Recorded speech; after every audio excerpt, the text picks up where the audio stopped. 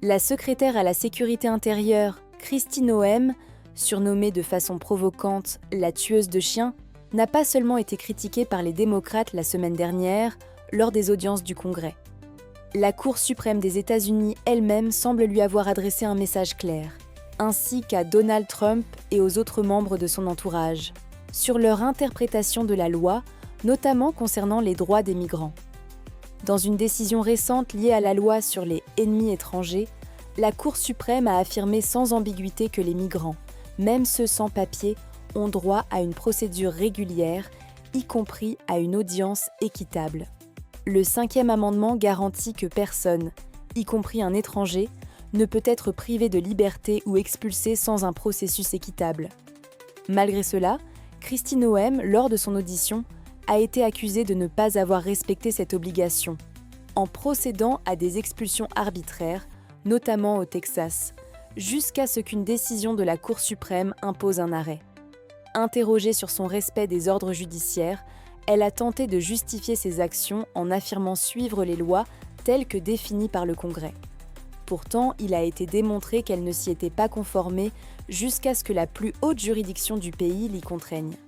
Des membres du Congrès l'ont vivement attaquée pour ces pratiques. Le représentant magazineur, par exemple, l'a accusée d'avoir expulsé des enfants américains atteints de cancer, des personnes innocentes, tout en faisant du cosplay, un terme utilisé ici pour critiquer ses apparitions médiatiques en tenue paramilitaire, jugées ridicules et déplacées. Le représentant Ruben Gallego, un ancien militaire, a aussi critiqué la mise en scène de Noem avec une arme, soulignant que sa posture trahissait une méconnaissance complète du maniement sécurisé. D'autres représentants, comme Benny Thompson, l'ont dénoncé pour avoir utilisé les ressources de l'État pour des campagnes de propagande au lieu de protéger les citoyens.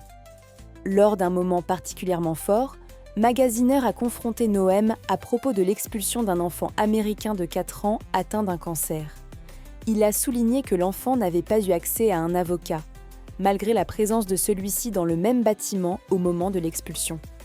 Kristi Noem n'a pas pu fournir de preuves que la mère avait consenti à l'expulsion de ses enfants citoyens américains.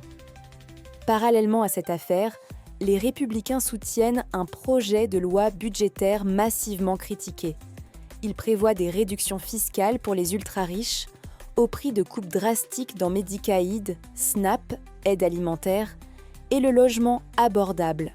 Le Congressional Budget Office estime que ce projet priverait 13,7 millions d'Américains de leur couverture santé.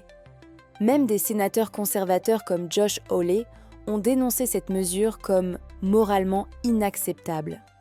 Des voix comme Alexandria Ocasio-Cortez ou Stephen Horsford ont rappelé que ces décisions affectent directement des millions de familles.